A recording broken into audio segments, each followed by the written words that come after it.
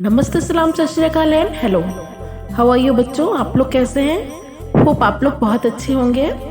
बच्चों, आज मैं आप लोगों के लिए क्लास 7th वसंत पुस्तक का हिंदी का पाठ हिमालय की बेटियां लेकर आई हूँ और इसके लेखक हैं नागार्जुन।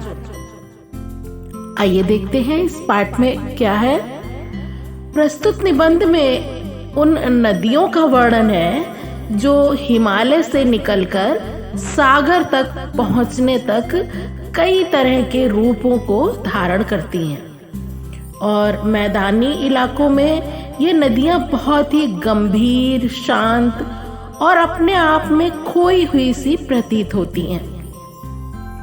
किसी सभ्य महिला की तरह दिखने वाली इन नदियों से लेखक के मन में अत्यधिक आदर और श्रद्धा के भाव हैं। मैदानी भागों में नदियां माता की तरह हैं और मानव जाति के पालन में बहुत अधिक अपनी भूमिका निभाती हैं। इसलिए उनके लिए मन में आदर का भाव सहज ही उत्पन्न हो जाता है। लेखक हिमालय की यात्रा पर गया तो इन नदियों का एक अलग ही रूप देखा और उसको देखकर हैरान रह गया।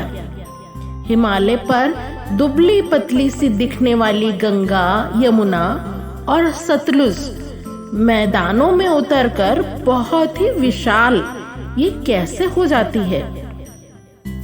हिमालय की गोद में अटखेलियां करती हुई उसकी इन बेटियों की बाल लीला देखकर लेखक को बहुत आश्चर्य हुआ।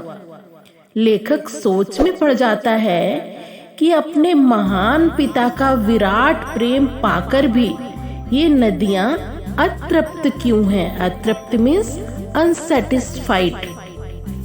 और किस लक्ष्य की प्राप्ति के लिए इतनी बेचैन होकर भागी जा रही हैं। वो कौन सी मंजिल है जहां पहुंचकर इनकी प्यास बुझेगी। आगे जाकर जब ये मैदानी जंगलों में पहुंचती हैं तो क्या इन्हें बीते दिन याद नहीं आते। बूढ़ा हिमालय अपनी इन नटखट बेटियों के लिए जरूर परेशान रहता होगा, लेकिन यदि हम उनसे ये पूछें तो सिवाय मौन के और कोई उत्तर नहीं मिलेगा।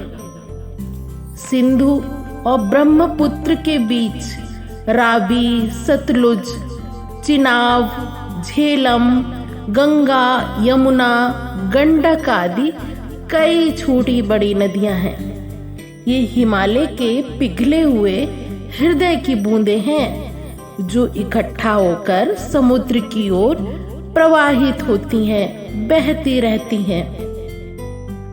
मैदानों में इन नदियों को देखकर लेखक कहता है कि अपने पिता की गोद में नंग धड़ंग खेलने वाली इन बालिकाओं का रूप पहाड़ी लोगों के लिए सामान्य बात हो सकती है, लेकिन उसे ये रूप इतना लुभावना लगता है कि वह हिमालय को ससुर और समुद्र को उसका दामाद कहने में जरा सा भी संकोच नहीं करता। कालिदास ने भी अपने मेघदूत में वेत्रवती नदी की प्रेयसी के रूप में चित्रण किया है। लेखक कहता है कि पहाड़ों और मैदानों में नदियों के अलग अलग रूप देखकर कोई भी इसी नतीजे पर पहुंचेगा। काका कालेलकर ने नदियों को लोक माता कहा है, परंतु लेखक इन नदियों को माता, बेटी और प्रेयसी का भी रूप देता है। इतना ही नहीं, माता का एक और धागा ये इन नदियों के साथ जोड़ रहा है। वह इन्हें बहन भी बना लेता है, क्योंकि थोलिंग जो कि तिब्बत में है, यहाँ परेशानी के क्षणों में जब वह सतलुज के किनारे जाकर बैठा तो शीघ्र ही उसका मन तरोताजा हो गया। और ठीक वैसे ही जैसे कोई बहन अपने भाई की मुश्किलें चुटकी बजाते ही सुलझा देती है। और वहीं बैठा बैठा लेखक अपनी सतलुज बहन पर एक कविता भी लिख देता है। तो बच्चों, ये था पाठ हिमालय की बेटियां। होप आप लोगों को ये पाठ अच्छे से समझ में आ गया होगा। बच्चों, यदि आपको हमारे वीडियोस अच्छे लगते हैं तो इनको शेयर अवश्य कीजिएगा। Thank you.